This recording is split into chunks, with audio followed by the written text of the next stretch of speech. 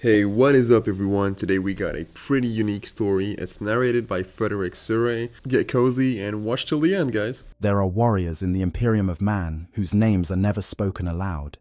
There are battles fought across the breadth of 1,000,000 worlds whose records are burned before the ink has dried. There are heroes who save entire civilizations from annihilation and then erase every memory of their intervention from the minds of the very people they rescued. Somewhere in the cold void of space, orbiting the gas giant Saturn in humanity's own solar system, a moon called Titan drifts through the dark. And beneath its frozen methane seas and ice sheets, inside a fortress carved entirely from basalt, a brotherhood of silver-clad warriors waits in silence for the next call to war. They are the Grey Knights. Chapter 666 of the Adeptus Astartes. The Chamber Militant of the Ordo Malleus. The Emperor's last and greatest weapon against the horrors of the warp. And in the grim darkness of the far future, where there is only war, they are perhaps the single most terrifying force that humanity has ever produced. Now you might hear that and think, well, every Space Marine chapter claims to be the best at something, right? The Ultramarines have their tactical genius and their codex compliance. The Space Wolves have their ferocity and their pack mentality. The Blood Angels have their artistry and their barely controlled rage. Every chapter has its specialty, its niche, its claim to fame. But the Grey Knights are something else entirely. They exist on a completely different level from the rest of the Adeptus Astartes, and the reasons for that go all the way back to their creation, to the gene seed that flows through their veins, to the very purpose for which they were brought into existence. Because the Grey Knights were not founded like any other chapter. They were not created from the genetic legacy of any Primarch. Their gene seed was engineered directly from the genome of the Emperor of mankind himself. Let that sink in for a moment. Every other Space Marine in the galaxy carries the genetic inheritance of one of the Emperor's 20 sons. The Grey Knights carry the inheritance of the Emperor directly.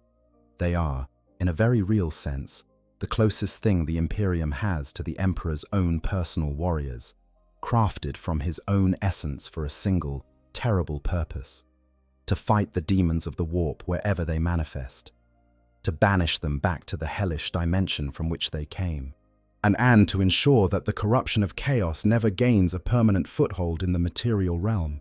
And here is the thing that truly sets them apart from every other fighting force in the Imperium.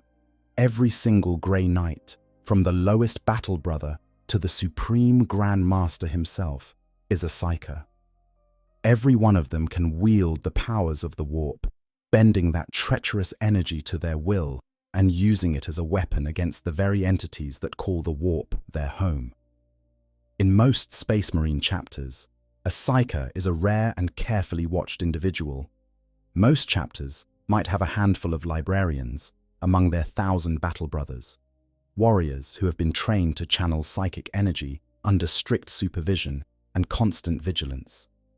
The Grey Knights are an entire chapter of such warriors. Yes, 1,000 psychically gifted transhuman soldiers, each one trained from the moment of their induction to harness the most dangerous power in the galaxy and turn it against the enemies of humanity. That alone would make them extraordinary. But it is the purity of their souls that makes them truly unique. In over 10,000 years of history, across countless battles against the most corrupting forces in existence, not a single Grey Knight has ever fallen to the temptations of chaos. Not one.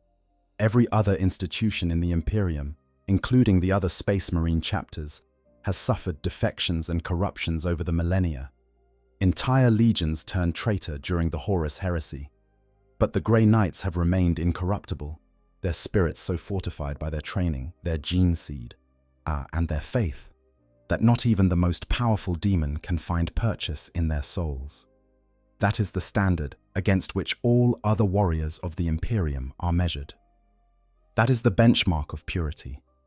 And that is why, when the forces of chaos gather in numbers too great for ordinary soldiers to withstand, when the demons of the warp tear through the veil of reality and pour into the material universe like a flood of nightmares made flesh, it is the Grey Knights who answer the call. but their effectiveness comes at a price. Their existence is one of the most closely guarded secrets in the entire Imperium. Only the Inquisition and a select few, chapter masters among the other Astartes chapters, are even aware that the Grey Knights exist. To the rest of humanity, they are ghosts. Silver phantoms that appear in the midst of the worst demonic incursions, fight with a terrifying precision and psychic power that defies comprehension, and then vanish as quickly as they came. And the people who witness them in action, the Imperial Guardsmen who fight alongside them, the civilians who see their silver armor gleaming in the light of burning cities, they are either subjected to psychic mind wipes that erase all memory of the encounter, or they are simply eliminated, killed to preserve the secret. That might sound harsh, even cruel, but the reasoning behind it is as cold and logical as the Imperium itself. Knowledge of chaos is itself a form of corruption. The mere awareness that such horrors exist can plant the seeds of temptation in the hearts of ordinary men and women. And so the Grey Knights operate under a veil of absolute secrecy, their victories unsung, their sacrifices unremembered, their very existence denied by the authorities who depend upon their service. They are the invisible shield that stands between humanity and damnation, and the galaxy will never know how many times that shield has been the only thing preventing total annihilation. So settle in, get comfortable, and let me take you through the complete history of the Grey Knights. From their secretive founding in the final desperate days of the Horus Heresy, to their current battles in the nightmare landscape of the Dark Imperium. This is the story of the most elite space marines ever to walk the battlefields of the 41st millennium and beyond. This is the story of Chapter 666. In the closing days of the Horus Heresy, as the War Master's forces tightened their stranglehold on the Sol system and the Siege of Terror loomed like an inevitable catastrophe, the Emperor of Mankind stared into the abyss of a future he might not survive and made preparations for the war that would come after. He knew, with the terrible clarity of his prescient vision, that even if Horus was defeated, the threat of chaos would endure. The four dark gods of the warp, those ancient and malevolent intelligences that had corrupted his son and turned half of his legions against him, were patient beyond mortal comprehension. They would wait. They would plan. They would find new vessels for their corruption and new avenues through which to assault the material universe. And if the Emperor himself was incapacitated in the coming battle, as his vision suggested was all too likely, then humanity would need a new line of defense against the horrors of the warp. A weapon purpose-built to fight the demons that no ordinary soldier, not even a space marine, could be trusted to face without risk of corruption. So the Emperor turned to the one man he trusted above all others, Malcador, the Sigillite, the First Lord of Terror, the Emperor's closest advisor, his most powerful servant, and one of the most formidable psychers in human history. Malcador had stood at the Emperor's side since before the unification wars that had united Terra under a single banner. He was a keeper of law, a wielder of extraordinary psychic power, and a man whose loyalty to the Emperor was absolute and unquestioning. If anyone could be trusted with the creation of humanity's last defense against chaos, it was Malcador. The Emperor gave him a mission of supreme importance. He was to search across the Imperium and find 12 individuals of extraordinary quality, men and women whose purity of spirit was beyond question, whose dedication to the Emperor's cause was beyond any doubt, and whose abilities were sufficient to serve as the foundation for an entirely new kind of warrior brotherhood. Not a legion, with its tens of thousands of warriors, and its Primarch-led hierarchy. Something smaller, tighter, more focused. A chapter of Space Marines unlike anything that had come before, dedicated solely to the prosecution of war against the warp and its inhabitants. Malcador threw himself into this task with the urgency that the times demanded. Across the warring galaxy, amid the chaos of brother fighting brother and the collapse of everything the Great Crusade had built, he searched for his chosen champions, and he found them. 12 individuals in total. 4 were unaugmented humans, lords and administrators and scholars of extraordinary intellect and moral fortitude. These 4 would go on to lay the foundations of what would become the Inquisition, the Imperium's secret police and internal security apparatus. But the other 8 were something else entirely. They were space marines, drawn from various legions, both loyalist and traitor. Some were survivors of the Eisenstein incident, that desperate flight from Istvan, where loyalist members of the Death Guard had broken through Horus's blockade to carry warning of the betrayal to Terra. Among the names associated with this gathering were Nathaniel Garrow, the former Death Guard battle captain who had led that fateful escape. There was Amandera Kendall, a sister of silence whose anti-psychic nature made her invaluable in the fight against warp-born entities. Kirill Sinderman, once an iterator of the Imperial truth, had also been drawn into this circle. But it was the 8 Space Marines who would form the true core of what was to come. Their original identities were deliberately erased from history. Whatever names they had been born with, whatever legions they had served in before their selection, all of that was stripped away and replaced with new designations. They became known to history only by the names Malkador gave them, names drawn from the ancient titans of Terran mythology: Janus, Epimetheus, Chiron, Koios, Ogun, Aryapto, Jotun, and Satre. Some of these warriors had come from legions that would ultimately turn traitor, though they themselves had remained loyal to the Emperor. Their inclusion was a deliberate statement. That purity of spirit was more important than lineage, that the measure of a warrior was not which Primarch's gene seed flowed through his veins, but the strength of his devotion to humanity's cause. Among these 8, one name would prove particularly significant in the millennia to come: Janus. He would become the first Supreme Grand Master of the Grey Knights, the leader appointed by Malkador himself to guide this new brotherhood through its formative years and beyond. But much has been speculated about Janus's true identity, about who he was before Malkador stripped away his past and gave him a new name and a new purpose. Some sources suggest connections to the Thousand Sons, that tragic legion of scholars and sorcerers whose pursuit of knowledge had led them into conflict with the Emperor's edicts against psychic experimentation. Whether or not these connections are true, what is certain is that Janus possessed extraordinary psychic ability, a brilliant tactical mind, and an unshakable devotion to the Emperor's vision of humanity's future. Once the Emperor had surveyed the chosen recruits and granted his approval, the 12 champions went their separate ways. The 4 unaugmented lords departed to begin the work that would eventually produce the Inquisition, building the framework for an organization that would hunt heresy across the breadth of the Imperium for millennia to come.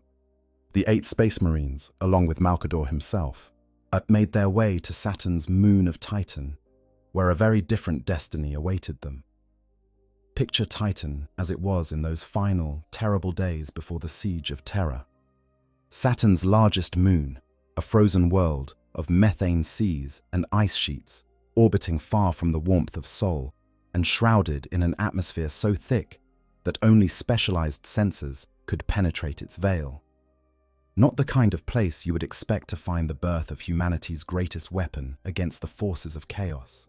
And yet, when Malkador and his 8 chosen warriors arrived on Titan, they found something that must have taken their breath away, even by the extraordinary standards of the 31st millennium.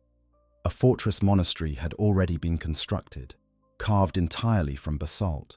This massive complex jutted from the ice sheets beneath the shadow of Mount Anarch, like a black spire thrust into the frozen sky. And it was not empty. The Emperor, with his characteristic foresight and thoroughness, had been planning this moment for far longer than anyone realized. The fortress was fully prepared and stocked with everything necessary to create an entirely new army of Space Marines. The armories were filled, the training facilities were complete, the medical bays and gene laboratories were operational, and most importantly, deep within the fortress's most secure vaults, cryochambers held vast stocks of specially prepared gene seed.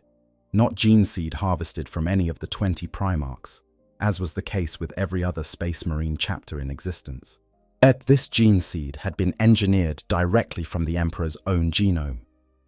It was a gift beyond measure.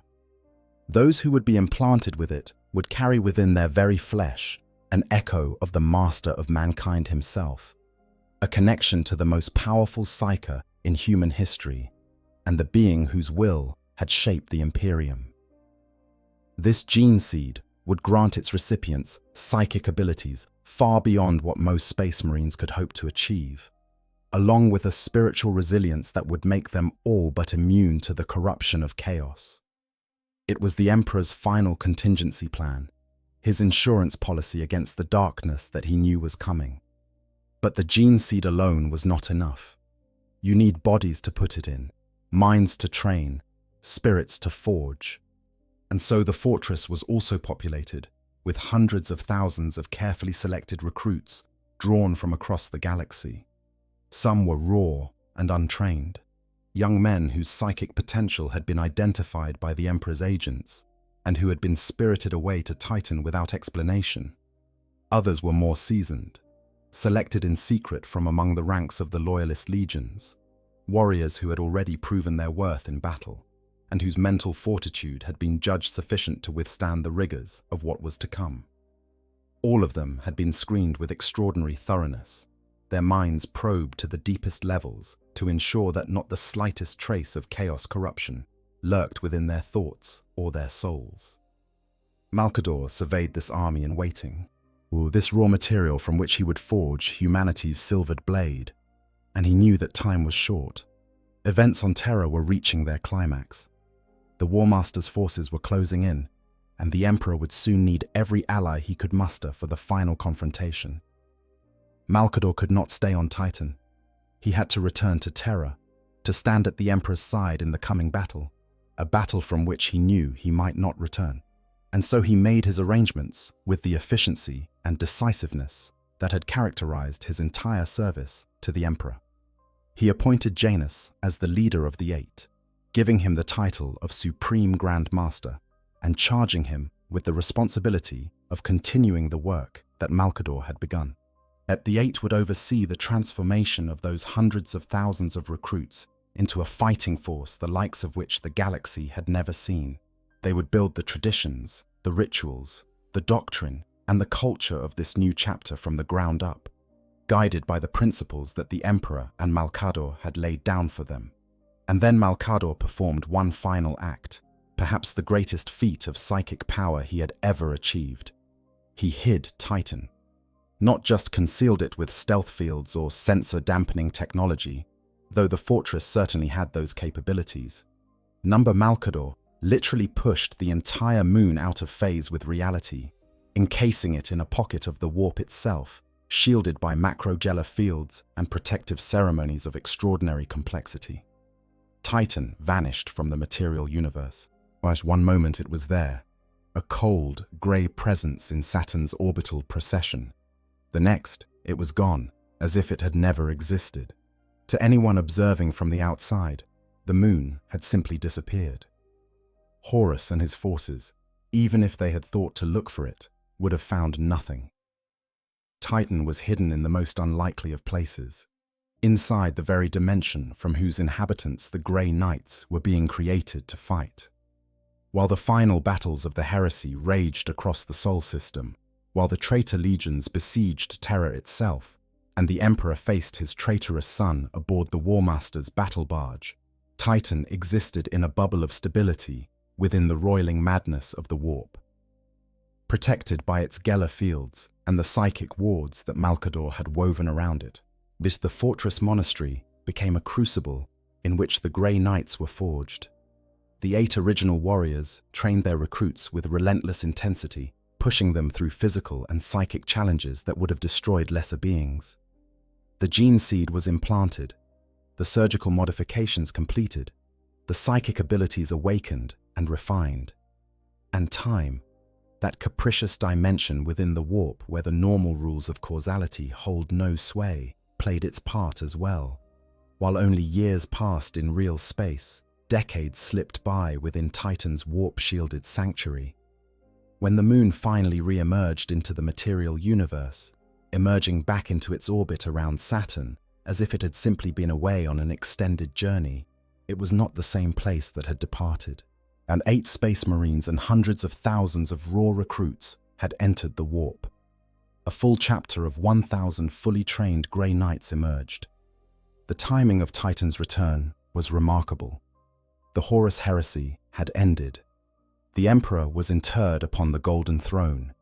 The traitor legions had fled into the Eye of Terror, and the great reorganization known as the Second Founding was underway, the process by which the original Space Marine legions were broken down into smaller, more manageable chapters in accordance with the newly written Codex Astartes.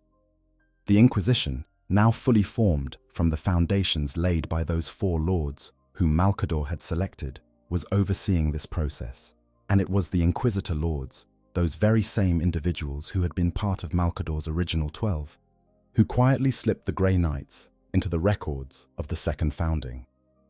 They were designated Chapter 666, a number that held significance both in the numerology of the Imperium and in older Terran traditions of esoteric meaning.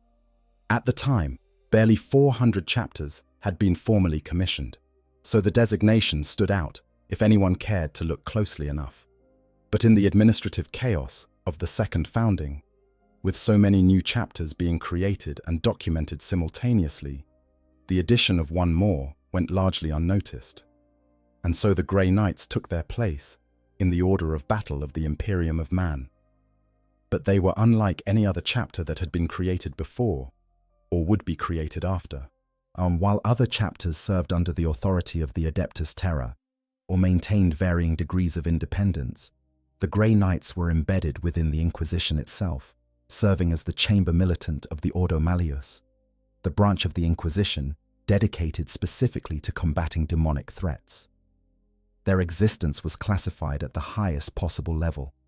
Their operations were conducted under a veil of secrecy so absolute that even the High Lords of Terror, the 12 most powerful individuals in the Imperium after the Emperor himself, were not always aware of the Grey Knights' activities.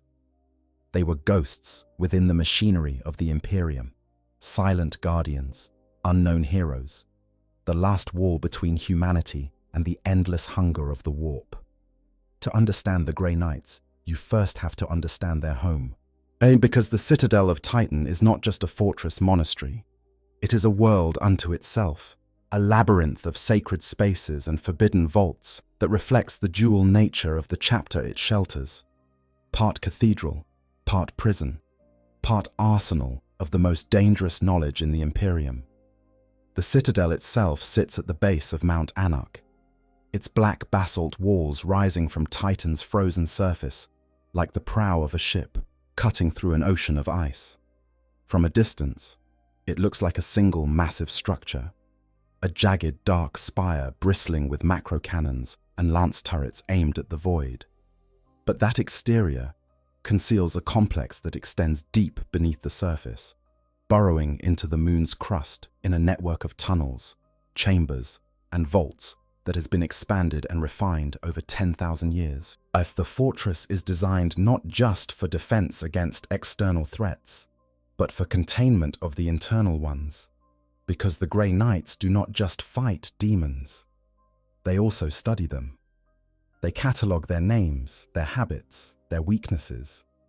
They collect and safeguard artifacts of terrible power, objects so dangerous that their very existence could corrupt entire worlds if knowledge of them were to spread. The Hall of Champions occupies one of the upper levels of the Citadel, a vast gallery where the armor and weapons of the chapter's greatest heroes are displayed.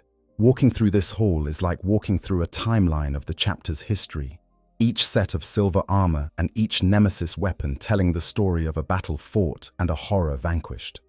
Pennants and banners hang from the vaulted ceiling, most commemorating victories that the rest of the Imperium will never know about, campaigns whose very names would be meaningless to anyone outside the chapter's own membership. This is the Grey Knights' memorial to themselves, the only record of their deeds that will ever exist. Deeper within the fortress lies the Sanctum Sanctorum, the innermost holy place of the Grey Knights, and within it, the most important and most dangerous room in the entire citadel, the Librarium Demonica. This chamber contains the names of every demon the Grey Knights have ever encountered, along with everything the chapter knows about the dark gods and their agents. We are talking about tens of thousands of ancient tomes, scrolls, and data crystals accumulated over more than 10 millennia of warfare against the denizens of the warp. The knowledge contained within this single room represents the Imperium's foremost repository of warp lore and demonology, information so sensitive that its mere existence poses a risk to the chapter and to the Imperium as a whole.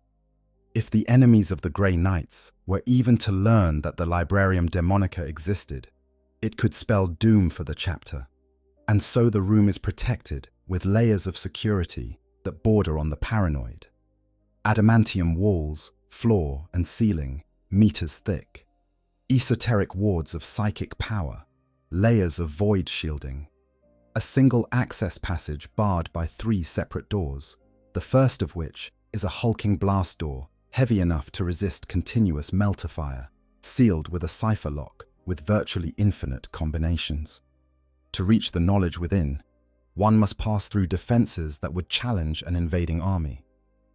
High above the main fortress, in the silver pinnacle that crowns the citadel's central tower, the prognosticars do their work. These are the chapter's seers, battle brothers who have dedicated their lives to reading the currents of the warp and predicting where the next demonic incursion will occur. The Augurium, their mirrored chamber, reflects their thoughts back upon themselves as they sift through visions of past, present, and future, searching for the writhing black coils of demonic activity that reveal where the veil between worlds is about to tear. It is thanks to the prognosticars that the Grey Knights are so often able to arrive at the site of a demonic incursion before it fully manifests, yet striking at the enemy while they are still gathering their strength, rather than waiting until the horror is already unleashed. Beneath the fortress, in the cold and damp crypts that extend deep under the Emperor's temple, lie the dead fields. This is where every Grey Knight wishes to end up when his service is finally complete. The catacombs are organized by century, each chamber containing the remains of the battle brothers who fell during that 100-year period. Individual tombs are marked by a plaque and a statue of the interred warrior, silent sentinels standing guard over the honored dead. Within the dead fields lies the tomb of the Eight, the resting place of the original 8 Grand Masters who founded the chapter under Malkador's guidance. It is the most sacred site on all of Titan. It's a place of pilgrimage for Grey Knights and a reminder of the chapter's ancient and noble origins. But the dead fields are not the only burial site on Titan. Out on the frozen plains, some distance from the citadel, lies a more recent addition to the moon's geography. It is here, amid the desolate landscape, that newly fallen Grey Knights are prepared for their final rest. Their equipment is recycled, passed along to the next generation of recruits. Their gene seed is carefully harvested by the chapter's apothecaries, preserved for future generations to carry on the legacy. And the 666 words of sanctity are inscribed along the body of the fallen warrior, a final benediction to see them safely to the Emperor's side. It is a solemn ritual, but performed with the gravity and reverence that befits the passing of one of the Emperor's own chosen warriors. And then there is the Warp Nexus. Hidden deep within the citadel, this ancient and poorly understood device is said to be capable of pushing the entire moon out of phase with reality once again, hiding it within the warp, just as Malkador did during the Horus Heresy. No one alive knows exactly how it works. No one is entirely certain what would happen if it were activated, and absolutely no one is eager to find out. But its existence serves as a reminder that Titan is not just a fortress. It is a weapon of last resort, a contingency plan built into the very bedrock of the moon, ready to be deployed if the Grey Knights ever face a threat so overwhelming that retreat into the warp becomes the only option for survival. Above Titan, the void glitters with orbital defenses. Broadsword Station, the chapter's primary orbital dock and fleet headquarters, hangs in synchronous orbit above the citadel. And beyond it, looms the apex Cronus Bastion, a space station the size of a small moon, whose firepower is said to surpass even the legendary Phalanx, the Imperial Fist's mobile fortress monastery. Between the surface defenses, the orbital platforms, the chapter fleet, and the natural concealment provided by Saturn's rings and the surrounding Inquisition-controlled moons of Mimas and Enceladus, Titan is one of the most heavily defended locations in the entire Imperium, which is exactly what you would expect for a place that holds the Imperium's deepest secrets and its most dangerous weapons. The process of becoming a Grey Knight begins long before a recruit ever sets foot on Titan. Across the breadth of the Imperium, the company of gatherers is always at work. These are Grey Knights who have been retired from frontline combat due to age or injury, but whose psychic might remains formidable. They travel the galaxy in search of potential aspirants, following leads and hunches and the subtle psychic impressions that guide them toward individuals of exceptional promise. Their hunting grounds are diverse. They draw recruits from the League of Black Ships, those vast and dreary vessels that traverse the Imperium collecting psychers for the Astronomicon and for other uses. They seek candidates on feral worlds considered off-limits to ordinary Imperial citizens, as planets where the harsh conditions of life produce individuals of exceptional mental and physical resilience. They even poach recruits from the territories of other Space Marine chapters, often without permission, a practice that has caused more than a few diplomatic incidents over the millennia. The criteria for selection are brutally specific. Every potential recruit must possess psychic talent. This is non-negotiable. The Grey Knights are an entire chapter of psychers, and there is no place in their ranks for a warrior who cannot wield the powers of the warp. But psychic ability alone is not enough.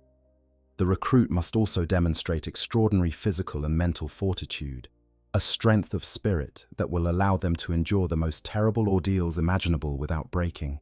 Yes, it has been said that only 1 in a million individuals will possess the combination of psychic potential, physical capability, and spiritual resilience necessary to even be considered for recruitment. And of those who are selected, the vast majority will not survive the process that follows. Once a potential recruit has been identified and collected, they are brought to Titan and delivered to the Chamber of Trials, a labyrinthine complex within the Citadel where the testing begins. What follows is a process so grueling, so physically and psychologically devastating, that the training fields of Titan are said to be carpeted with the bones of those who failed. The most advanced bioengineering and psychosurgery available to the Imperium is employed to condition the aspirants on pushing their bodies and minds to limits that would shatter even the toughest soldiers in the Imperial Guard and would give most regular Space Marines serious pause. But the physical conditioning is only the beginning. Each recruit must endure the 666 rituals of detestation. These rituals are designed to test the aspirant's ability to withstand the specific horrors that a Grey Knight will face in the course of his duties. We are not talking about abstract challenges or theoretical exercises. We are talking about direct exposure to the very forces that the Grey Knight will spend his life combating. The details of the rituals are among the most closely guarded secrets in the Imperium, but their purpose is clear: to ensure that every warrior who earns the right to wear the silver armor of the Grey Knights is capable of facing a greater demon without flinching, of walking through the most concentrated corruption the warp can produce without feeling so much as a moment's temptation, of standing in the very presence of the dark god's most terrible creations and responding with nothing but the cold, fierce determination to destroy them. Those who survive the rituals undergo a further process that is almost as significant as the physical transformation that will follow. Their memories are erased, not partially, not selectively. The majority of their past, their personality, their sense of self as it existed before their arrival on Titan is systematically stripped away through psychic surgery. Now, I have to be honest with you for a moment. The Grey Knights are one of those factions that I genuinely think about late at night sometimes. And I know that sounds dramatic, but hear me out. What gets me about them is the tragedy of it all. These are warriors who will never be thanked. They save entire worlds and then erase the memory of their existence from the people they just rescued. There's something deeply melancholic about that, right? Like, imagine being the greatest hero in the galaxy and your reward is that no one will ever know your name. That really sits with me. And I think that's why I keep coming back to the Grey Knights in my own hobby. There's a weight to them that other chapters just don't have. They're not flashy like the Blood Angels or loud like the Space Wolves. They're just quietly carrying the heaviest burden in the Imperium. And I find that genuinely beautiful in a really grim, dark way. Anyway, let's get back to the lore. This is done for two reasons. The first is practical, to ensure absolute and unwavering loyalty to the Emperor and to the chapter, loyalty uncomplicated by attachments to former lives, former families, former allegiances. The second is a natural consequence of the training itself. The process of becoming a Grey Knight is so intense, so transformative, that most recruits would be unable to remember their past lives, even without the surgical intervention. The training literally rewrites the aspirant's neural architecture, replacing civilian thought patterns with the mental frameworks of a warrior monk whose entire existence is oriented toward the prosecution of one specific kind of war. After the erasure comes the implantation, the standard suite of Space Marine gene seed organs, derived from the Emperor's own genome rather than that of any Primarch. It is introduced into the aspirant's body. This is the Emperor's gift, as the Grey Knights refer to it. And it is not merely a metaphorical designation. The gene seed literally carries within it an echo of the Emperor's own psychic essence, amplifying the recipient's natural psychic abilities and fortifying their soul against the corruption of the warp. Silver purity wards are also implanted beneath the skin, covering the new Grey Knight's entire body in a network of protective sigils that enhance their resistance to demonic influence even further. And then comes the final transformation, the naming. During training, each recruit is designated by a number. They are addressed by this number, referenced by this number, and known to their instructors and fellow aspirants only by this number, as it is only upon the successful completion of their training that they are given a new name, a name that will define them for the rest of their lives. But these names are not chosen at random, and they are not simply pleasingly martial-sounding designations. Each Grey Knight name is actually a fragment of magical lore, a piece of esoteric knowledge that acts in perfect opposition to the true name of a specific daemon. In the metaphysics of the warp, where names carry power and meaning extends beyond the merely symbolic, this is an extraordinary thing. It means that a Grey Knight's very identity is a weapon, a psychic dagger aimed at a specific entity in the warp. Even the act of speaking a Grey Knight's name aloud sends ripples through the immaterium, causing discomfort to the demon, whose true name is opposed by that fragment of lore. The Grey Knights do not just carry weapons that can harm demons. They are weapons that can harm demons, from their gene seed, to their training, to the very names by which they are known. If the Grey Knights are weapons, then they are the most exquisitely crafted weapons in the Imperium's arsenal. And the tools they carry into battle are no less extraordinary. From their armor to their blades, to the stranger, and more exotic instruments of war that the chapter has developed over 10,000 years of fighting the denizens of the warp. Every piece of Grey Knight's war gear is designed for one purpose: to make the demons of chaos suffer. Start with the armor. Every Grey Knight wears a suit of Aegis armor, a variant of the standard Astartes power armor that has been extensively modified for the chapter's specific needs. On the surface, and it looks like power armor, if significantly more ornate. The silver-grey plates are covered in intricate engravings, hexagrammic wards, and purity seals, every surface inscribed with prayers and protective sigils that have been ritually consecrated and psychically charged. But the aesthetic details are not just for show. Beneath the surface, the Aegis armor incorporates an incredibly well-crafted lattice of psychoconductive filaments and amulets that work in tandem with the Grey Knight's own psychic abilities.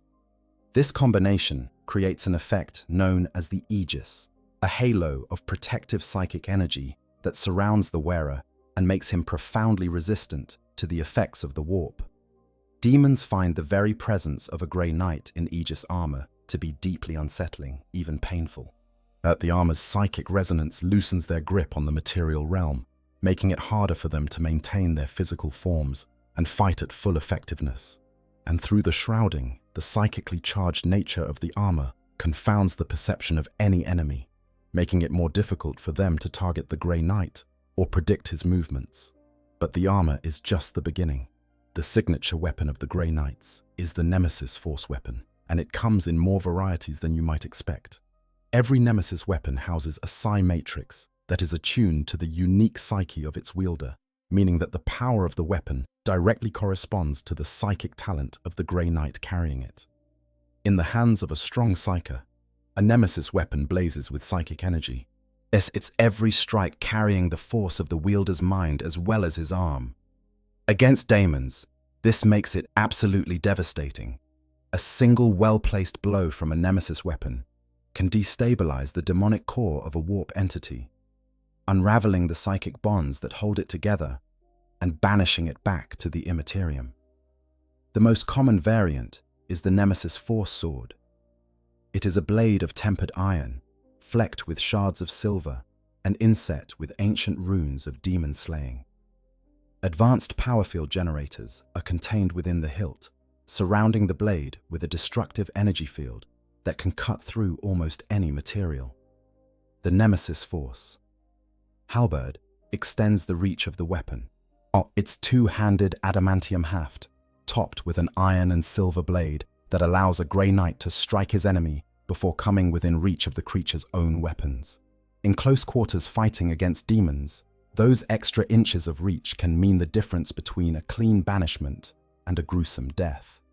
Then there is the Nemesis Demon Hammer, which combines the crushing power of a thunder hammer with the Grey Knight's psychic might. Few entities, mortal or demonic, can survive a single blow from one of these weapons. The Nemesis Warding Stave takes a more defensive approach, its hollow haft containing refractor field generators that project a protective barrier around the bearer. And the Nemesis Falchions, wielded in pairs, are smaller variants of the Force Sword designed for rapid, precise strikes that allow a Grey Knight to put out an extraordinary volume of attacks in close combat. For ranged combat, every Grey Knight carries a wrist-mounted Stormbolter, a compact double-barreled weapon that fires special ammunition known as Psi-bolts, silver-tipped, psychically charged rounds that glow with eerie blue light and strike with significantly greater force than ordinary bolter rounds. The Psi-bolts are particularly effective against demonic targets, but they are more than capable of tearing through mortal armor and flesh as well. Beyond the Stormbolter, the chapter deploys a range of specialized heavy weapons. The Psi Cannon fires bolts of negative psychic energy that are devastating against ethereal targets. The Silencer, a weapon of reportedly alien origin, uses the condensed psychic might of its wielder to destabilize the demonic core of its target, essentially accelerating the banishment process. And the Incinerator bathes the battlefield in purifying promethium flames that ignore cover and automatically engulf anything in their path. Then there is the Nemesis Dread Knight. If the standard Grey Knight is a scalpel designed for precision strikes against demonic threats, the Nemesis Dread Knight is a warhammer designed for confrontations with the very largest and most powerful entities that the warp can produce. It is a towering battlesuit, piloted by a single Grey Knight who is strapped into its frame in a manner that allows him to direct its movements through a combination of physical effort and psychic control. So, the Dread Knight carries weapons scaled up to match its massive frame. Nemesis greatswords that no unaugmented Grey Knight could hope to wield, Nemesis Doomfists that can crush a bloodthirster's skull, heavy Psi Cannons and heavy Incinerators that can sweep entire hordes of lesser demons from the field. It is a controversial design among the chapter's purists, some of whom consider it inelegant compared to the traditional methods of demon hunting. But no one can deny its effectiveness. When a greater demon of Horn or a Lord of Change manifests in all its terrible glory, towering over the battlefield and radiating power that can drive lesser beings mad with a glance, it is the Nemesis Dread Knight that strides forward to meet it on equal terms. And let us not forget the Liber Demonica. Every Grey Knight carries a copy of this small, gnarled tome in a ceramite case on his breastplate. It contains the chapter's rites of battle, the traditional duties of every rank, and prayers of protection and banishment that have been refined over 10,000 years of warfare against the warp. The pages are illuminated in silver and bound to a spine carved from the thigh bone of a martyred saint. It is a potent psychic talisman in its own right, its presence adding another layer of protection against the corruption that the Grey Knight faces in every engagement. It is a prayer book, a field manual, and a weapon, all in one. But perhaps the most terrifying weapon in the Grey Knight's arsenal is not something you can hold in your hands or mount on a vehicle. It is their psychic ability itself. Every Grey Knight, from the most junior battle brother to the supreme Grand Master, he can wield the powers of the warp with a precision and control that would leave even the most accomplished librarians of other chapters in awe. In battle, the Grey Knights employ a technique known as the egregore, a psychic link that connects every battle brother in a formation into a gestalt consciousness. Through this link, they can communicate instantaneously, coordinate their actions with inhuman precision, and combine their psychic powers into devastating collective attacks that no single psyker could achieve alone. The applications of this collective psychic power are as varied as they are terrifying. Grey Knights can conjure coruscating gateways of psychic energy that allow them to step in and out of reality, teleporting short distances across the battlefield to outflank enemies or escape encirclement. Or they can project waves of purifying psychic fire that scour demonic flesh like acid. They can erect barriers of telekinetic force that deflect incoming attacks or physically hurl enemies away from defensive positions. They can project their consciousness across vast distances to communicate with other Grey Knights or to scout enemy positions. And they can channel their combined psychic might into their nemesis weapons, causing them to blaze with power so intense that a single strike can annihilate a greater demon. The Grey Knights also possess a unique capability known as the rites of banishment, a set of psychic techniques specifically designed for the permanent expulsion of demonic entities from the material realm. These rites are extraordinarily complex and demanding, requiring the Grey Knight to speak the true name of the demon being banished, while simultaneously channeling his psychic energy into a precise pattern that disrupts the demon's connection to the warp. Getting even a single syllable wrong can result in the rite failing catastrophically, potentially releasing a surge of warp energy that could empower the demon instead of banishing it. This is why the Grey Knights maintain such meticulous records of demonic true names in the Librarium Demonica, and why the knowledge of these names is considered among the most dangerous and closely guarded secrets in the Imperium. In the wrong hands, a demon's true name could be used to summon and bind the creature rather than banish it. In the right hands, spoken with the proper psychic technique and backed by sufficient willpower, it is a weapon more devastating than any bolter or blade. The Grey Knights also carry specialized ordnance that is unavailable to any other force in the Imperium. Psych-out grenades, made from psi-refractive particles gathered from the Emperor's own golden throne, are capable of overwhelming the psychic senses of any warp-sensitive being, rendering psychers and demons alike temporarily helpless. Hexagrammatic wards inscribed on their wargear cause enemy weapons to malfunction and machine spirits to become maddened, disrupting even the most reliable technology in the hands of their foes. And the Tesseract labyrinths, rare and precious artifacts that can trap a demon in a pocket dimension of null space, represent the absolute pinnacle of anti-demonic containment technology. Yet the Grey Knights do not follow the organizational structure laid out in the Codex Astartes, at least not in the way that most chapters do, where a standard Codex-compliant chapter is organized into 10 companies, each with a specific role ranging from battle companies to reserve companies to the veteran first company. The Grey Knight structure, their fighting forces around 8 brotherhoods, each one roughly equivalent to a company of about 100 battle brothers. But the similarities to a standard company end there. Each brotherhood is overseen by a Grand Master, a rank that carries far more authority and autonomy than the equivalent captain in a Codex chapter. The 8 Grand Masters, together with the Supreme Grand Master, who stands above them all, form the Chapter Council, whilst the governing body that directs all of the Grey Knights' operations across the galaxy. This council is not just a military command structure, it is also a repository of wisdom and experience that spans millennia.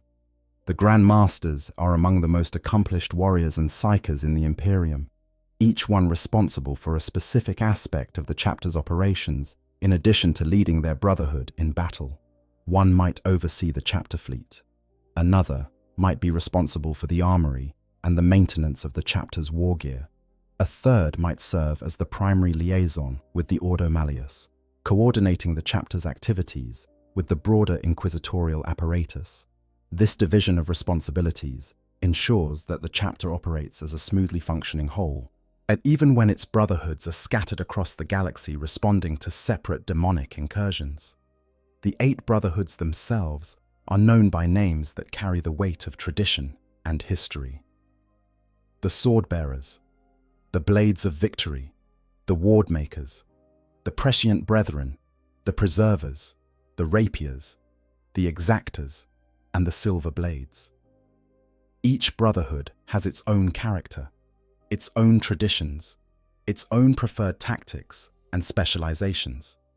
The Rapiers, for example, are known for their speed and aggression, favoring rapid strikes and quick redeployment.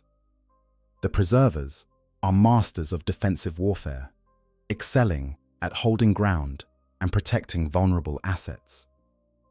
The Wardmakers specialize in the most esoteric aspects of anti-demonic warfare, employing psychic techniques that other brotherhoods consider too dangerous or too demanding to attempt. Together, the 8 brotherhoods provide the chapter with a range of tactical options that can be tailored to any threat, from a minor demonic incursion on a backwater world to a full-scale invasion by a demon Primarch. Within each brotherhood, the basic fighting unit is the squad. Grey Knights squads come in several varieties, each designed for a specific role on the battlefield. Strike squads are the backbone of the chapter's fighting forces, the equivalent of a Codex chapter's tactical marines. Armed with Stormbolters and Nemesis Force weapons, clad in Aegis power armor, they are versatile warriors capable of engaging any enemy at any range. Purgation squads carry the chapter's heavy weapons, bringing psi cannons, silencers, and incinerators to bear against the most heavily armored or numerous foes. Interceptor squads are the chapter's fast attack element, equipped with personal teleporters that allow them to traverse the battlefield in the blink of an eye, appearing behind enemy lines or on exposed flanks to deliver devastating strikes before vanishing again. And Brotherhood Terminator squads are the chapter's heavy infantry, warriors clad in the massive Terminator armor that provides protection rivaling that of a light vehicle while still allowing the bearer to fight with devastating effectiveness.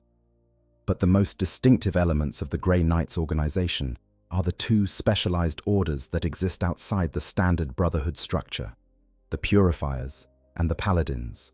As the Order of Purifiers is perhaps the most exclusive brotherhood within an already exclusive chapter. Purifiers are selected not for their combat prowess or tactical acumen, though they possess both in abundance, but for the extraordinary purity of their souls. Even by the already impossibly high standards of the Grey Knights, the Purifiers are something special. They are warriors whose spirits burn so brightly that demons cannot bear to be in their presence, whose mere proximity causes the Warpborn to writhe in agony and lose their grip on the material realm. Only a few score Purifiers exist at any given time, and each one is a living weapon against the forces of chaos, more effective against demons through the simple radiance of their soul than most warriors could ever hope to be with sword and gun. While the Purifiers are led by the Castellan Champion, who also serves as the Order's Brotherhood Champion, and the Castellan carries a burden that no one else in the chapter could bear, which we will discuss when we talk about the hero Garen Crow. The Paladins are the Grey Knights' martial champions, the finest warriors in a chapter that is already composed entirely of the finest warriors in the Imperium.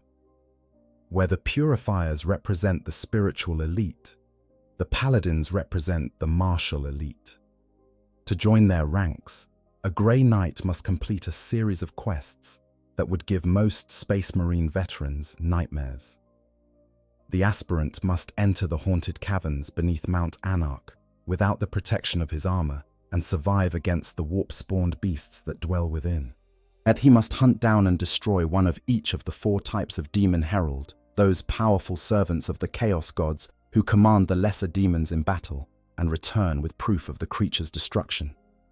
And for the final and most grueling quest, the aspirant must track down and banish one of the 666 most powerful demons to have ever manifested in the material realm, armed only with a nemesis force weapon and the creature's true name. Those who complete all of these quests earn the right to join the paladins, to clad themselves in the finest artificer Terminator armor the chapter possesses, and to serve as bodyguards to the Grand Masters themselves. Each paladin has slain a greater demon or worse, and their combined combat experience represents a wealth of tactical knowledge that the chapter draws upon in its most desperate battles. Beyond the brotherhoods and the specialized orders, the Grey Knights also maintain the same specialist roles found in other chapters, though each is adapted to the chapter's unique mission. Brotherhood chaplains minister to the spiritual needs of their battle brothers, leading them in the rites of purification and devotion that keep their souls fortified against the corruption of the warp. Brotherhood librarians, already among the most powerful psychers in the chapter, take on additional responsibilities as keepers of esoteric lore and wielders of the most potent psychic techniques. Brotherhood tech marines maintain the chapter's war gear and attend to the machine spirits that dwell within their weapons and vehicles. And Brotherhood apothecaries ensure the physical well-being of their battle brothers, while also harvesting the precious gene seed from the fallen for future generations. Each specialist is deployed where they are needed, rather than being attached to a specific brotherhood, giving the chapter the flexibility to concentrate its expertise wherever the situation demands.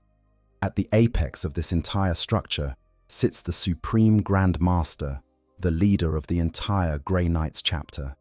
It is a position of enormous responsibility, for the Supreme Grand Master must not only command the chapter in war, but also navigate the complex political relationships between the Grey Knights, the Ordo Malleus, and the broader Inquisition.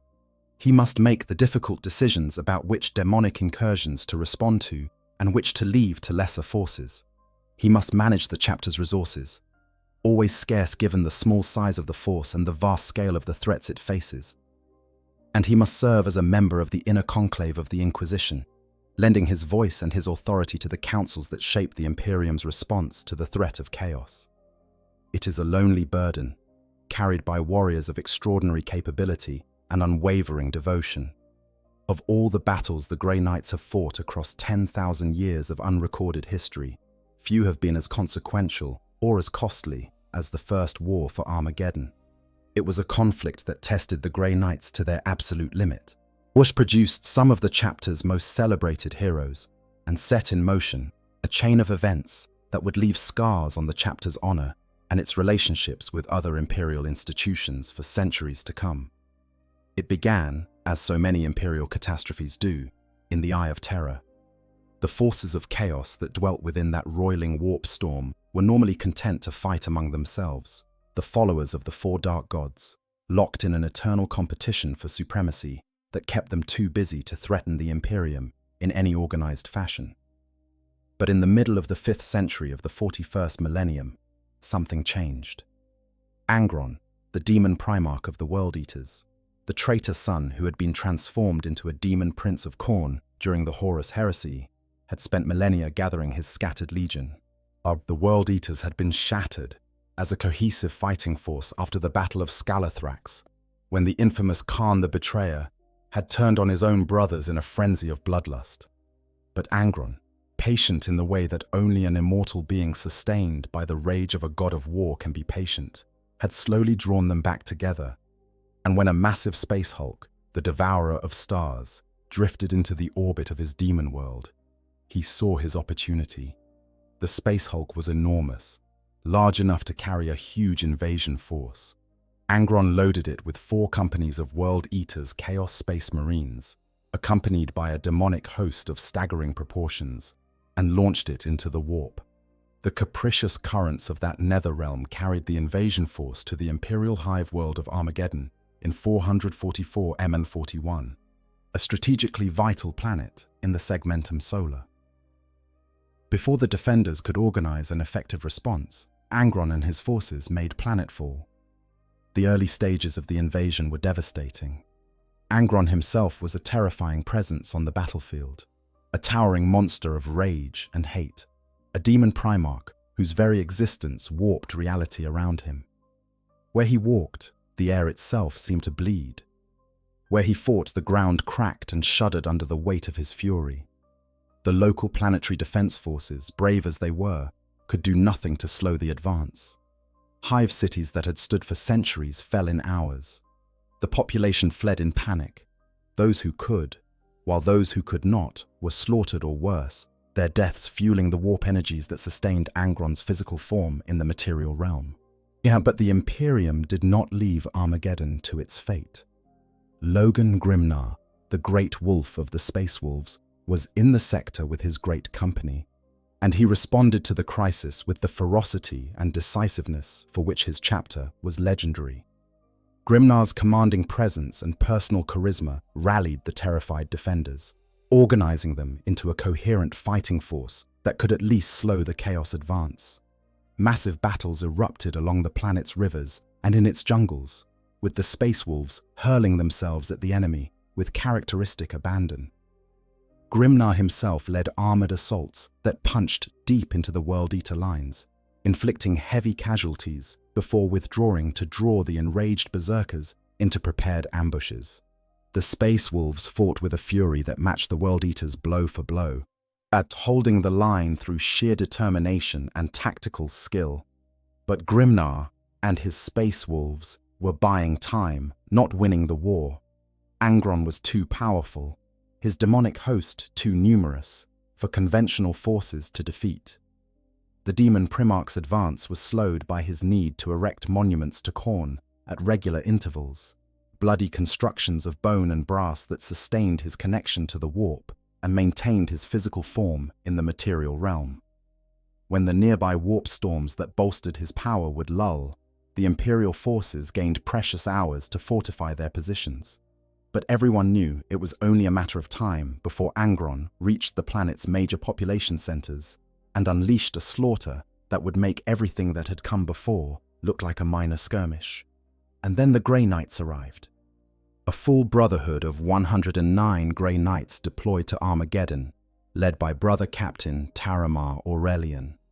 They came in silence, as they always did, without fanfare or announcement, materializing on the battlefield through teleportation and drop pod assault, as if they had simply willed themselves into existence. Their silver armor gleamed amid the smoke and dust of the battlefield, a stark contrast to the blood red and brass of the World Eaters and the molten fury of the demons that accompanied them. The Imperial forces who saw them arrive would later recall a sense of awe, of sudden and overwhelming hope, as these unknown warriors took the field. The Grey Knights did not waste time with the lesser forces of the Chaos invasion. They had a single target, Angron himself and the bodyguard of bloodthirsters, as the Cruor Praetoria that accompanied the demon Primarch wherever he went. It was a battle that would have been the stuff of legends, if legends were permitted to be told about it. 109 Grey Knights, each one a psyker of formidable power, each one armed with weapons specifically designed to harm demonic entities, advanced into the teeth of the most concentrated gathering of cornate fury that had been seen in the material universe for millennia. Angron and his bloodthirster bodyguard fought with the limitless rage of the blood god, and initially they wreaked terrible destruction among the Grey Knights. Angron's power was immense, a demon primarch at the height of his fury, and the bloodthirsters were each among the most dangerous demons in existence. But the Grey Knights held their ground, their aegis protecting them from the worst of the demonic corruption that radiated from the enemy, their nemesis weapons biting deep into supernatural flesh. During the height of the struggle, a young Grey Knight named Hyperion, a recruit of extraordinary psychic potential, performed a feat that turned the tide of the battle. Through a concentrated effort of psychic power, he managed to snap and then shatter the Black Blade of Horn, a powerful warp-forged weapon that was sustaining a portion of Angron's power. The destruction of the blade weakened the demon Primarch at a critical moment, giving the Grey Knights the opening they needed. Brother Captain Aurelian seized the opportunity. With a supreme effort of will and faith, he personally confronted the weakened Angron and began the rites of banishment. Yet the psychic duel that followed was titanic in scope, a clash of wills between a mortal warrior, fortified by the Emperor's own gene seed, and a demon Primarch empowered by the blood god of chaos. Aurelian prevailed, banishing Angron back to the warp for 100 years and a day. But the victory cost him his life. The brother captain died in the act of banishment, his body broken by the sheer force of the energies he had channeled. With Angron gone, the demonic host lost its anchor in the material realm. The bloodthirsters, the lesser demons, the screaming hordes of chaos entities that had accompanied the demon Primarch, all of them began to fade, dissolving back into the warp like smoke dissipating in a strong wind. The remaining World Eaters, bereft of their supernatural support, broke and fled into the ash wastes, where they were pursued and annihilated by the Space Wolves and the Armageddon Steel Legion. It was a victory. But it was a victory bought at a terrible price. Of the 109 Grey Knights who had deployed to Armageddon, only 13 survived the final battle. 96 dead, 9 permanently disabled. Nearly the entire Brotherhood had been wiped out in a single engagement. The names of those who survived would become legendary within the chapter. Among them were Arvan Stern, who would go on to become a noted brother captain, Caden Varn, and Dark Tegvar, future heroes in their own right, Vorth Mordrak, the Justicar, who would eventually become the famed Haunted Knight of Mortain, and Garin Crow, the young warrior who was so profoundly affected by his experience on Armageddon that he abandoned his brotherhood and entered the ranks of the Purifiers, where he would eventually rise to become the Castellan champion and the bearer of the most dangerous weapon in the chapter's possession. But the story of Armageddon does not end with the banishment of Angron. In many ways, the aftermath of the battle was more devastating to the Grey Knights' reputation and their relationships with other imperial institutions than the battle itself.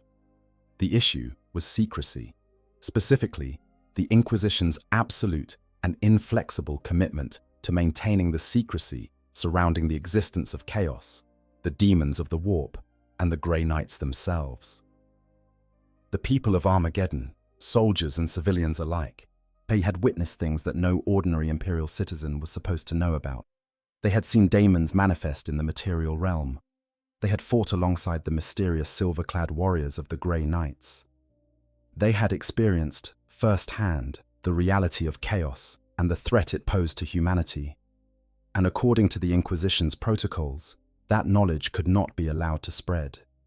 The Inquisition's response was swift and merciless.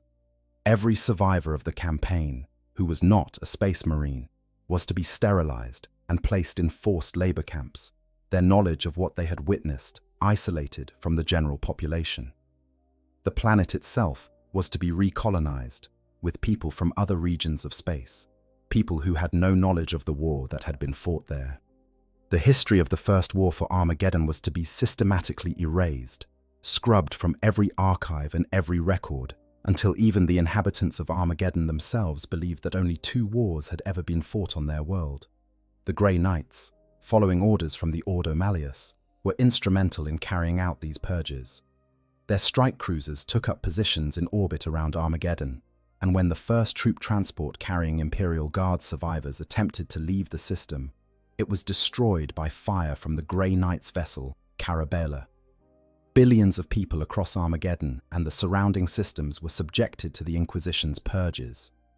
3 entire neighboring worlds were put to the sword to silence populations that had heard even second-hand accounts of the battle. Logan Grimnar was incandescent with fury. The great wolf of the Space Wolves had fought side by side with the men and women of Armageddon. He had led them in battle, shed blood alongside them, and watched them die for the Emperor's cause. And now he was being told that these same people, these heroes who had stood against a demon primarch and survived, were to be murdered or imprisoned simply because they had the misfortune of learning that chaos existed. Grimnar saw the Inquisition's actions as a monstrous betrayal, a crime against the very people the Imperium was supposed to protect. And he was not the kind of man to stand by and let it happen. What followed was a years-long conflict that the Grey Knights would come to remember as the Months of Shame, a period that stretched from roughly 444 to 451 of the 41st Millennium. It was, as in effect, a small-scale civil war within the Imperium, pitting the Space Wolves against the combined forces of the Inquisition and the Grey Knights. Grimnar used his fleet to escort transports carrying Armageddon survivors away from the Inquisition's reach, shielding them with his warships and daring the Inquisition to fire on a Space Marine chapter. The Inquisition responded with escalating force, deploying not just Grey Knights, but also the Red Hunters chapter and various inquisitorial assets to enforce their purge. The conflict was deeply damaging to both sides. Grey Knights and Space Wolves, brother Astartes, who should have been allies in the fight against chaos, found themselves exchanging fire in the void and fighting boarding actions against each other's vessels. Grandmaster Joros, who oversaw the Grey Knights' operations during this period, was killed by Logan Grimnar himself in a confrontation that symbolized the depths to which the conflict had descended. The Great Wolf, that legendary warrior whose fury in battle was matched only by his devotion to those under his protection, struck down a Grey Knight Grand Master to defend the innocent people the Inquisition wanted silenced. It was a moment that encapsulated the tragedy of the entire affair. Two servants of the Emperor, both honorable, both dedicated, both believing absolutely in the righteousness of their cause, killing each other over a disagreement about how best to protect humanity. The conflict eventually reached its climax when Inquisitor Lord Gesme Kisnaros ordered his growing armada, including Grey Knights chapter fleet vessels and the entire strength of the Red Hunters chapter, to Fenris, the Space Wolves' homeworld. Kisnaros intended to force the Space Wolves to comply through the threat of orbital bombardment, targeting the Fang, the Space Wolves' legendary fortress monastery. It was a desperate gambit, and it very nearly led to a catastrophe that could have cost the Imperium one of its most formidable chapter homeworlds and one of its most valued Space Marine chapters. The resolution of the Months of Shame came not through military victory, but through the exhaustion and disillusionment of both sides. The Grey Knights themselves were not entirely comfortable with their role in the purges, and many battle brothers were deeply troubled by the necessity of fighting brother Astartes and slaughtering the very imperial citizens they were sworn to protect.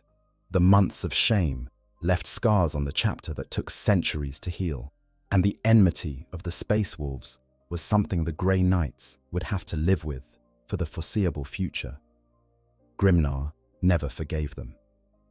The Space Wolves, unique among the chapters of the Adeptus Astartes, were left with full knowledge of the Grey Knights' existence, knowledge purchased in blood and paid for with the lives of innocents on both sides of the conflict. The entire episode is a stark reminder that in the grim darkness of the far future, there are no clean victories. Even the most righteous warriors can be forced into morally compromising positions by the demands of a war that has no front lines and no rules. The Grey Knights were doing their duty as they understood it, enforcing the secrecy that they believed was essential to preventing the spread of chaos corruption. The Space Wolves were doing their duty as they understood it, protecting the innocent and standing up for the principles of honor and loyalty that defined their chapter. Both were right. Both were wrong. And the dead did not care about the distinction. No telling of the Grey Knight's story would be complete without speaking of the heroes who have defined the chapter across the centuries. And among all the warriors who have worn the silver armor and carried the Nemesis blade, but two names stand above the rest in the collective memory of the chapter: Supreme Grand Master Kaldor Drygo and Castellan Garin Crow. Their stories are as different as night and day, and yet both embody something essential about what it means to be a Grey Knight: the willingness to bear any burden, endure any suffering, and sacrifice anything in the service of the Emperor and the defense of humanity.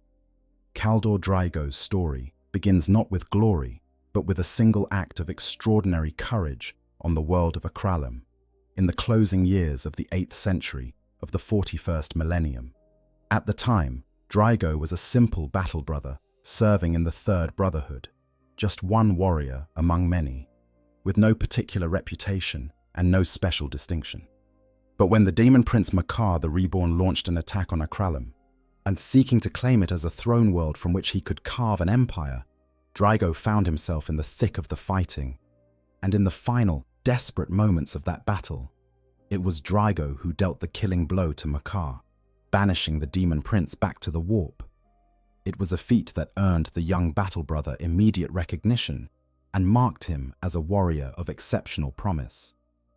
But Makar was not the kind of enemy who accepted defeat gracefully. As the demon prince died, as his physical form dissolved and his essence was dragged back into the screaming abyss of the warp, he used the last of his power to lay a terrible curse upon Drygo. The words he spoke were simple, and they would echo through the centuries: that if Drygo ever set foot on Akralam again, damnation would follow. But the next chapter of Drygo's rise came over a century later, during the Battle of Cornavin in 901 of the 41st millennium. The Death Guard, the plague-ridden traitor legion devoted to the chaos god Nurgle, launched an assault on an imperial world. At their head strode a figure of terrible power, Mortarion, the demon primarch of the Death Guard, one of the Emperor's traitorous sons, transformed into a monstrous immortal entity by the corrupting power of chaos. The Grey Knights responded to the threat, and the battle that followed was one of the most devastating the chapter had faced in centuries. Supreme Grand Master Geronitan, the leader of the Grey Knights at the time, confronted Mortarion directly and was killed by the demon primarch. Other Grey Knights who attempted to banish Mortarion met similar fates. The chapter's leadership was decimated in a matter of hours. In the desperate aftermath of Geronitan's death, the surviving Grand Masters made a decision born of urgency and desperation. They elevated Kaldor Drygo to the rank of Supreme Grand Master, making him the 48th warrior to hold that title. Drygo was not the most senior officer available. He was not the most experienced or the most politically connected. But he possessed something that no other candidate could match: a burning, incandescent rage at the loss of his predecessor and an absolute refusal to accept defeat.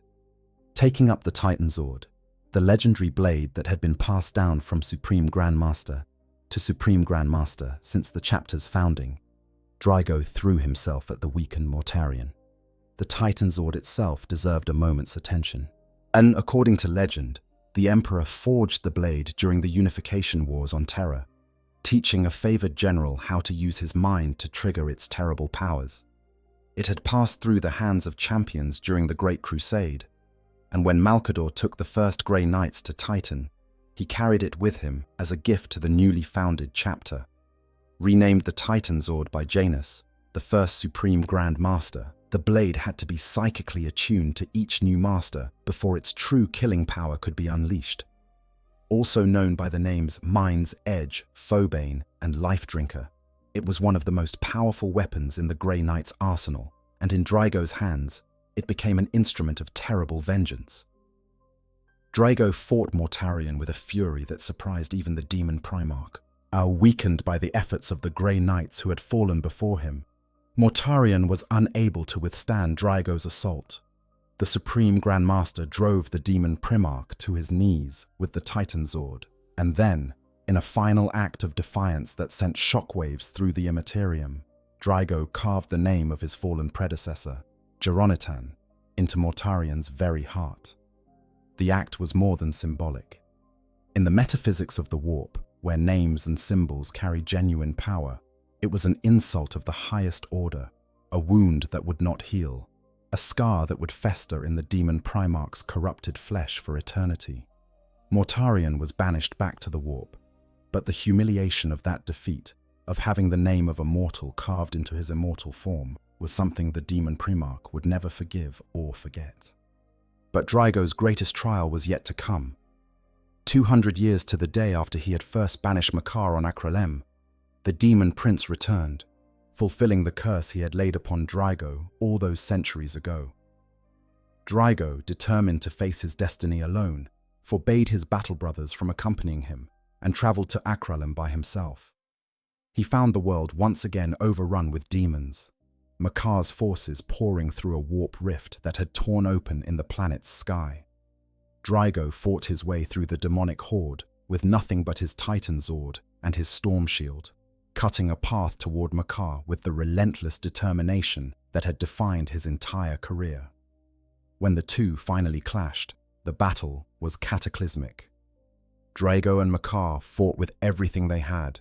The Supreme Grand Master's psychic might and martial skill pitted against the Demon Prince's warp-fueled power and bottomless spite. In the end, Drygo prevailed once again, driving the broken stump of his sword into Makar's foul heart and delivering the killing blow. But this time, as the Demon Prince died, Makar made good on his ancient curse. With his last breath, the Demon Prince wrapped his talons around Drygo's throat and hurled him into the collapsing warp rift. Kaldor Drygo did not die. He survived his passage into the warp and found himself trapped in the realm of chaos itself, the roiling nightmare dimension that served as home to the dark gods and their infinite legions of demons. By all rights, he should have been destroyed within moments. The realm of chaos is lethal to mortal beings, its very nature corrosive to the sanity and the physical form of anything that was not born from its energies. But Drygo endured, sustained by his Aegis armor, his psychic might, and the sheer force of his will. The supreme Grand Master of the Grey Knights walks the realm of chaos to this day, fighting an endless war against the denizens of the warp. And here is the thing that makes Drygo's story so remarkable and so deeply strange. He is not simply surviving in the warp. He is fighting and winning. The tales that have reached the Grey Knights from their lost master describe feats that border on the impossible. Drygo carving a path through Nurgle's garden, setting fire to the plague god's foul creations. Drygo shattering the fortresses of Tzench's sorcerers, as Drygo standing alone against hordes of demons that would have overwhelmed an entire brotherhood, and emerging victorious, battered and bloodied but unbroken. He is a legend walking through hell, a silver flame burning in the deepest darkness the galaxy has to offer. And occasionally, when the conditions are right, when a demonic incursion in the material realm creates a thin point in the barrier between dimensions, Drygo is able to cross back over briefly, appearing on the battlefield alongside his battle brothers to fight the forces of chaos in real space before being dragged back into the warp once again. It is a fate worse than death in many ways. Trapped in an endless war with no prospect of permanent escape, fighting enemies that are literally infinite in number, are sustained only by his own willpower and the fading hope that one day he will find a way back to the material universe for good. The Grey Knights have not given up on their Supreme Grand Master, but they have acknowledged the practical reality that his return may never be permanent. Discussions have been held about naming a successor, though the chapter has been reluctant to take that final step while Drygo still lives and fights. And then there is Garen Crow, whose story is in many ways the opposite of Drygo's, but no less heroic. Where Drygo's burden is exile, Crow's burden is proximity. Specifically, proximity to the most dangerous chaos artifact in the Grey Knight's possession, the Black Blade of Antwyr. The Blade of Antwyr is a demon sword of ancient and terrible provenance. First discovered during the latter years of the 37th Millennium, during the Occlusiad War. It was unearthed in the ruins of a cursed temple dedicated to a savage and heretical god, and its power was immediately and horrifyingly apparent. The blade had the ability to grant its wielder control over all who gazed upon them, a power so potent that it turned legions of men into mindless slaves with nothing more than a glance. It took all 8 brotherhoods of the Grey Knights to finally wrest the blade from the demon host who wielded it, and even then, the sword could not be destroyed. The Inquisition tried. The Grey Knights tried. Every weapon and technique at the Imperium's disposal was brought to bear against the blade of Antwer, and none of it worked. The demon bound within the sword was too powerful, as too deeply embedded in the weapon's physical structure, to be banished or destroyed by any known means. And so the Grey Knights were forced to do the only thing they could: contain it. The task of containing the blade fell to the Order of Purifiers, specifically to the Castellan Champion, the warrior of greatest spiritual purity in the chapter's ranks. The Castellan would carry the blade at all times, keeping it close to prevent its evil from spreading, while resisting the demon's constant attempts to corrupt or control the bearer. It was a duty that had broken warriors of extraordinary willpower, a duty that wore down even the most resilient souls over the years and decades. When Castellan Gavilan, Crow's predecessor, was finally overcome by the blade's manipulations during a demonic incursion on Sandava, thus it fell to the young purifier Garin Crow to take up the burden. Crow is, by the measure of the Grey Knights, a flawless soul, not merely resistant to the temptations of chaos, but functionally immune to them. His spirit burns with a purity so intense that demons cannot bear to be in his presence, and the blade of Antwer, for all its power and cunning, has found in Crow an opponent it cannot overcome. For over a century, Crow has carried the blade, enduring its constant whispered temptations, its promises of power, its threats, its attempts to bind his will with black sorcery. He has never wavered. He has never considered accepting the blade's offers, and he has never drawn upon its power, fighting instead with pure physical skill and his own psychic abilities, using the blade as nothing more than a length of metal. Oh, this is perhaps the most remarkable thing about Crow. Consider what he is doing. He is fighting the most dangerous enemies in the galaxy while wielding a weapon that is actively trying to get him killed. The blade of Antwer resists his every swing, fights against his grip, and attempts to manipulate him into fatal mistakes at every opportunity. Most warriors would be significantly hindered by such a weapon, but Crow fights with such extraordinary skill that even with this handicap, he remains one of the most dangerous combatants in the chapter. During one famous engagement, he dueled Skulltaker, the chosen herald of Khorne, and one of the most formidable close combat fighters in the Warp's entire demonic hierarchy.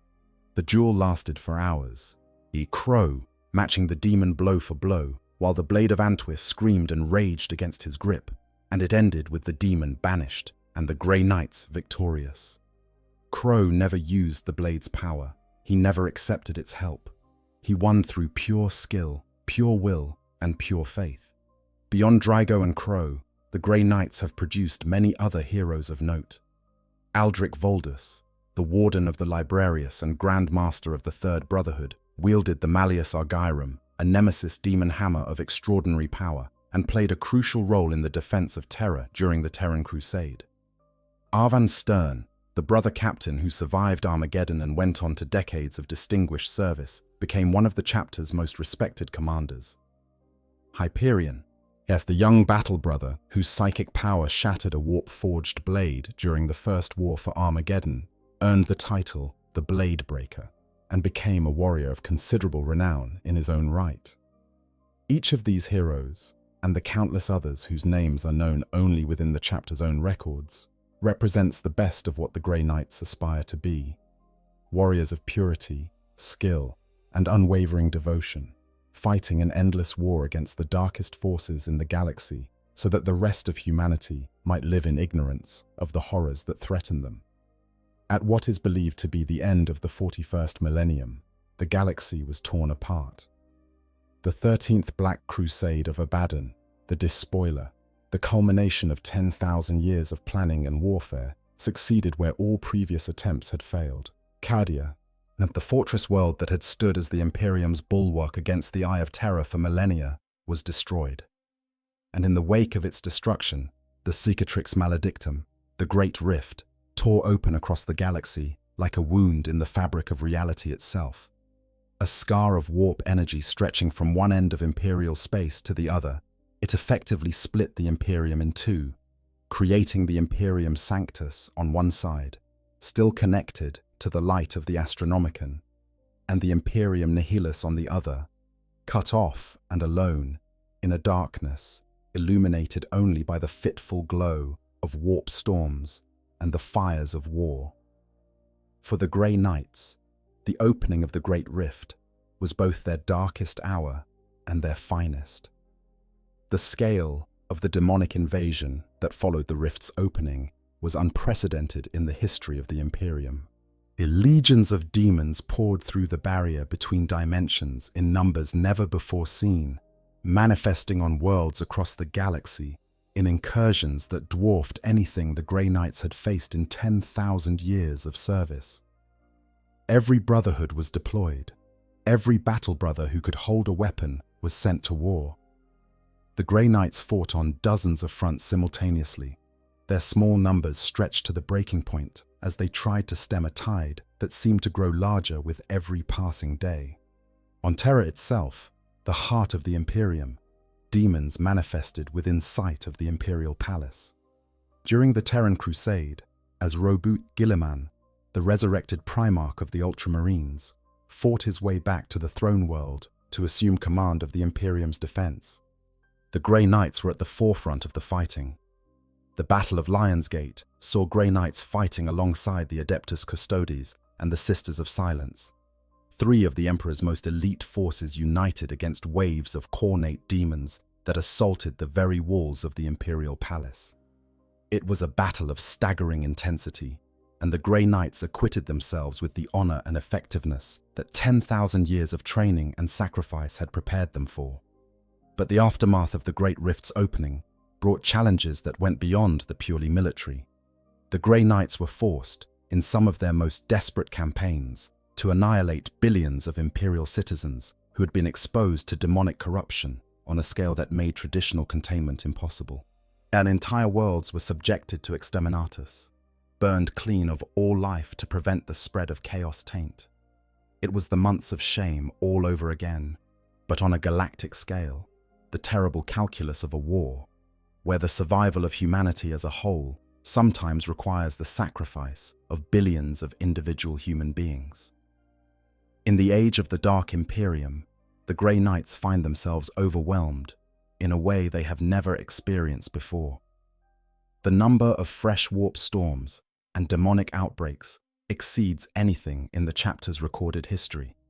Many Grey Knights strike forces, along with several Grand Masters, have been lost within the Imperium Nihilus, cut off from Titan and from the rest of the chapter by the impenetrable barrier of the Great Rift. But with Kaldor Drygo lost in the warp, and perhaps as much as half of the chapter council dead or unreachable, the future of the Grey Knights is more uncertain than it has been at any point since their founding. And yet, the Grey Knights endure. They endure because they were built to endure, created by the Emperor for precisely this kind of existential crisis. Perhaps it was for this very time, this darkest of hours, that the Emperor forged them in the first place. That is the thought that sustains the battle brothers of the Grey Knights as they fight their way across a galaxy on fire, battling the demons of the warp with the same cold determination and searing faith that their founders brought to the ice fields of Titan 10,000 years ago. Most recently, yet the Grey Knights have found themselves drawn back to a world that has defined so much of their history, Armageddon. The daemon Primarch, Angron, has returned once more, his hatred for the world where he was first banished, burning as hot as ever. In the event known as the Season of Blood, a massive cornate horde poured onto Armageddon through a warp portal designated the Red Angel's Gate, with Angron himself manifesting at the head of his legions. Grey Knights forces under Grand Master Rothweir Morvans of the Fifth Brotherhood deployed to confront the demon Primarch, engaging in a desperate campaign to seal the portal and banish Angron before the planet was completely overrun. The battle was among the hardest the Grey Knights had fought since the original First War for Armageddon. Brother Captain Tauros Hendron and his battle brothers sacrificed themselves to trap Angron within a hexagrammic ward, detonating 6 vortex missile warheads to banish the demon Primarch. But Angron, sustained by the power of the Red Angel's Gate, was able to return almost immediately. In the final stages of the battle, Grandmaster Morvans himself confronted the returned demon Primarch while piloting a Nemesis Dreadknight. Angron grievously wounded Morvans, but the Grand Master held on long enough for the Grey Knights to complete the ritual that sealed the Red Angel's Gate permanently. With the portal closed, Angron's anchor in the material realm was severed, and the demon Primarch was cast back into the warp once more. Morvans died from his wounds, had his sacrifice joining the long and honored list of Grey Knights who gave everything to defend a world that would never know their names. The war on Armageddon continues. The demons are not yet fully purged. The scars of the Season of Blood mark the planet's tortured surface, alongside the scars of every previous war. But the Grey Knights have done what they always do. They have held the line. They have banished the greatest threat. They have paid the price in blood and lives and asked for nothing in return. And so we come to the present, or as close to the present as the shifting, unreliable chronology of the 42nd millennium allows. The Grey Knights stand at a crossroads. Their chapter is depleted, their leadership scattered, their supreme Grandmaster trapped in a dimension of nightmares. The scale of the demonic threat facing the Imperium is greater than it has ever been, and the resources available to combat it are stretched thinner than they have ever been. The Great Rift continues to hemorrhage warp energy into the material universe, creating new incursions and empowering existing ones. The Dark Gods are emboldened, their followers multiplied, their plans advancing on every front. And yet, the Grey Knights continue to fight. Across the width and breadth of the galaxy, in the Imperium Sanctus and the Imperium Nihilus alike, silver-armored warriors descend from the skies and emerge from the shimmer of teleportation beams, bringing the Emperor's holy wrath to the denizens of the warp. Their nemesis weapons blaze with psychic fire, their aegis burns like a beacon in the dark. Their voices carry the words of banishment that send demons screaming back to the hell from which they came. They are few. They have always been few. 1,000 warriors against the infinite malice of the warp. But they are enough. They have always been enough, because they were made for this, forged from the Emperor's own essence, tempered by trials that would destroy any lesser beings, armed with weapons that embody 10,000 years of accumulated knowledge about how to fight and kill the enemies of humanity. They are the Grey Knights. Chapter 666. The Emperor's Demon Hunters. The most elite space marines in the galaxy. Perhaps it was for this very time that he created them. In the grim darkness of the far future, where every star is a battlefield and every shadow conceals a lurking horror, the Grey Knights stand as proof that the human spirit can withstand any trial, endure any hardship, and overcome any darkness, no matter how deep. They are the silver light in the blackest void, the indomitable will that refuses to break, the wall between humanity and the abyss. And as long as even a single Grey Knight draws breath and lifts his blade, the demons of the warp will know fear. That is the story of the Grey Knights. The Emperor's last and greatest weapon, the most elite space marines in Warhammer 40,000. What makes the Grey Knights truly special, beyond the gene seed and the psychic power and the silver armor, is the weight of their sacrifice. Think about what it means to be a Grey Knight. You fight the most terrifying enemies in existence. You face horrors that would shatter the mind of any ordinary human and most space marines. You save worlds, rescue civilizations, prevent catastrophes of unimaginable scale. And then you erase every trace of your intervention. The people you saved will never know your name. The worlds you fought to protect will never raise a monument in your honor. The histories of the Imperium will never record your deeds. You exist in the spaces between the official record, in the silences between the lines of the great chronicle of human survival in a hostile galaxy. You are, in every sense of the word, invisible. And that invisibility is not an accident or an oversight. It is the very foundation upon which your entire existence is built. The Grey Knights do not fight for glory. They do not fight for recognition. And they do not fight for the songs that will be sung of their valor or the statues that will be raised in their memory. They fight because the alternative is the annihilation of everything they were created to protect. And that is enough. It has to be. Because there is nothing else. And so if you ever find yourself gazing up at the night sky and wondering what unseen forces might be keeping the darkness at bay, know that somewhere out there, among the stars, a brotherhood of silver warriors is fighting a war that you will never see, against enemies you will never know about, for a cause that transcends anything as small as fame or reward. They are the Grey Knights, and the galaxy will never know how much it owes them. And as always, if you enjoyed this deep dive into the lore, make sure you hit that like button and subscribe to Q on 40k.